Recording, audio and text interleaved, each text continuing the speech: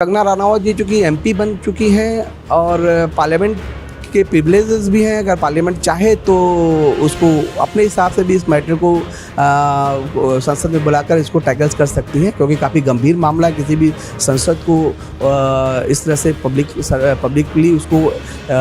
उसके ऑफिस को मिसयूज़ किया गया है। साथ ही साथ क्योंकि मैंने सुना था कि उसने जब थप्पड़ मारा था तो कुछ गंदे शब्दों का ही प्रयोग किया गया था, तो ऐसी स्थिति में 499 जो डिफेमेशन का अपराध है ये भी बनता है। देश की जानी मानी अभिनेत्री और मौजूदा सांसद जो कि अब सांसद बन चुकी हैं कंगना रनौत के ऊपर चंडीगढ़ एयरपोर्ट पर एक महिला सिक्योरिटी गार्ड ने उनको थप्पड़ मार दिया और इस दौरान गाली गलौज करने का भी आरोप जो है वो कंगना रनौत की ओर से लगाया गया है। यह मामला काफ़ी हाईलाइटेड हो चुका है और अब तेज़ी से तूल पकड़ रहा है। यही हम आपको जानकारी देने के लिए आ गए हैं कि आखिर इस तरह के मामले जब होते हैं, जब किसी उच्च पद पे बैठे अधिकारी के साथ ऐसा कुछ होता है, तो हमारा देश का कानून क्या कहता है और किस तरह की कार्रवाई ऐसे मामलों पर होती है। यही जानने के लिए आज हम आ गए हैं लखनऊ विश्वविद्यालय के जो दूसरा कैंपस है यानी न्यू कैंपस के लॉ फैकल्टी के डायरेक्टर डॉक्टर राकेश कुमार सिंह के पास और उनसे जानते हैं इसकी पूरी जानकारी। जो कल की जो घटना थी, जो किसी चंडीगढ़ एयरपोर्ट के सीआईएसएफ की जवान महिला कांस्टेबल ने फिल्म स्टार कंगना रनावत जी को, जो कि अब एमपी भी बन गई हैं, उनको जो थप्पड़ मारा था, ये घटना काफ़ी दुर्भाग्यशाली है। जहाँ तक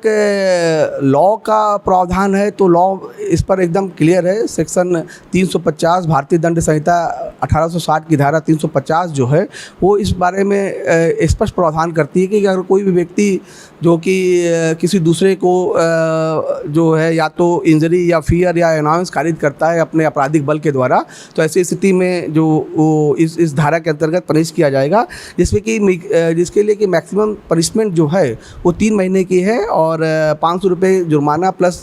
चाहे तो वो दोनों ही पनिशमेंट को लगाया जा सकता है इसमें। साथ ही साथ अगर कंगना रनावत जी चूँकि एक पब्लिक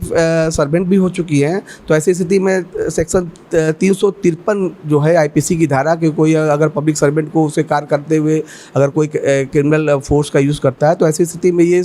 धारा जो है काफ़ी गंभीर हो जाती है और कम से कम मैक्सिमम पनिशमेंट जो है 352 में जो है वो 2 साल का पनिशमेंट है और फाइन भी इसके साथ दिया गया है। इसके अगर आप चाहें तो सेक्शन 323 के तहत चोट के लिए भी चोट इंजरीज को 323 में परिभाषित किया गया था। उसमें भी चाहे तो पुलिस चाहे तो इस पर धारा लगा सकती है, क्योंकि वो उसने थप्पड़ मारा था तो ये चोट का भी मामला बनता है, जिसके लिए कि 323 में 1 साल की सज़ा का कारावास या फिर फाइन को भी किया गया है। चूँकि एक दूसरे पहलू से देखिए कि कंगना रनावत जी चूँकि एमपी बन चुकी हैं और पार्लियामेंट के प्रिविलेजेस भी हैं। अगर पार्लियामेंट चाहे तो उसको अपने हिसाब से भी इस मैटर को संसद में बुलाकर इसको टैकल्स कर सकती है, क्योंकि काफ़ी गंभीर मामला है। किसी भी संसद को इस तरह से पब्लिकली उसको उसके ऑफिस को मिसयूज़ किया गया है। साथ ही साथ क्योंकि मैंने सुना था कि उसने जब थप्पड़ मारा था तो कुछ गंदे शब्दों का ही प्रयोग किया गया था, तो ऐसी स्थिति में 499 जो डिफेमेशन का अपराध है ये भी बनता है, जिसके लिए कि अगर कोई व्यक्ति शब्दों के माध्यम से किसी, क्योंकि कंगना रनावत इस बार भारत के नहीं बल्कि दुनिया की बहुत अच्छी एक्ट्रेस हैं और पब्लिक में और पब्लिक डोमेन में उनका काफ़ी नाम है, तो उसकी एक आइडेंटिटी है और काफ़ी रिपूटेड महिला है। अगर आपने शब्दों के माध्यम से उसे डिफेम किया है तो ऐसी स्थिति में सेक्शन 499 के तहत ये अपराध है और 500 में इसकी सज़ा लगभग 2 साल की, मैक्सिमम सज़ा 2 साल की है, प्लस फाइन भी हो सकता है और शायद दोनों भी हो सकता है। इसके अतिरिक्त अगर हम चाहें देखेंगे तो सीआईएसएफ की अपनी अलग डिसिप्लिनरी कमेटी चाहे तो इस मामले की जाँच करके उसके खिलाफ सस्पेंशन या टर्मिनेशन का भी जो भी आदेश है मैक्सिमम वो कारित कर सकती है। वो मैंने सुना है कि इसको सस्पेंड भी कर दिया गया है, तो जाहिर सी बात है कि सस्पेंशन के बाद इस डिसिप्लिनरी कमेटी जो है ये विचार करेगी कि इसकी सर्विसेज को कंटिन्यू रखनी है कि नहीं रखनी है। तो कुल मिला के ये घटना काफ़ी दुर्भाग्यशाली है और लॉ में काफ़ी स्पष्ट प्रावधान इस संबंध में बनाया गया। सर, यानी कोई भी उच्च अधिकारी को अगर कोई भी थप्पड़ मारता है तो उस सभी पर यही सेम नियम ये सिर्फ कंगना रनावत जी के लिए ये सेक्शन नहीं है, बल्कि सारे जो भी व्यक्ति, चाहे वो ऑर्डिनरी पर्सन भी हो, अगर कोई व्यक्ति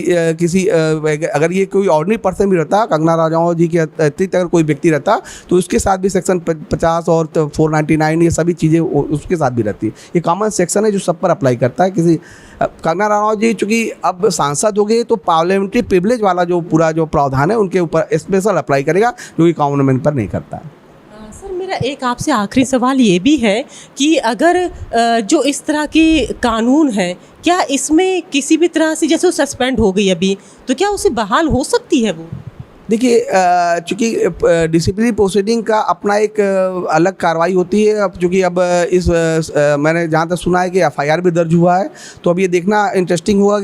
कि पुलिस ने 350 में या 323 में किस धारा में उनके खिलाफ एफआईआर दर्ज किया है। तो जिस धारा में एफआईआर दर्ज किया था, उस धारा में जो इन्वेस्टिगेटिव अफसर है वो उस पर पूरी प्रोसीडिंग करेगा और जो एविडेंस है उसको कलेक्शन करेगा, और उसके बाद ये देखा जाएगा कि किस परिस्थितियों में और कैसे उन्होंने ये चार्जेस जो अपराध किया है, कलेक्शन के बाद ये फाइनल रिपोर्ट पुलिस सबमिट करेगी। उसके बाद ही देखना होगा कि ये कौन सा इनके खिलाफ अपराध बनता है। तो यकीनन डॉक्टर राकेश कुमार सिंह ने बहुत महत्वपूर्ण जानकारी दी है। उन्होंने यह भी बताया कि क्योंकि कंगना रनौत अब सांसद बन चुकी हैं, उनके पास सांसद क्षेत्र में जो कानून होते हैं, जो अधिकार होते हैं, वो भी हैं। ऐसे में किसी सांसद के साथ गाली गलौज करना, उसके साथ मारपीट करना एक दंडनीय अपराध है और कानून के तहत सख्त से सख्त कार्रवाई ऐसे मामलों पर की जाती है। तो यकीनन ये जानकारी आपके लिए महत्वपूर्ण रही होगी। तब तक के जुड़े मेरे साथ, मैं लखनऊ से अंजलि सिंह राजपूत, न्यूज़ 18।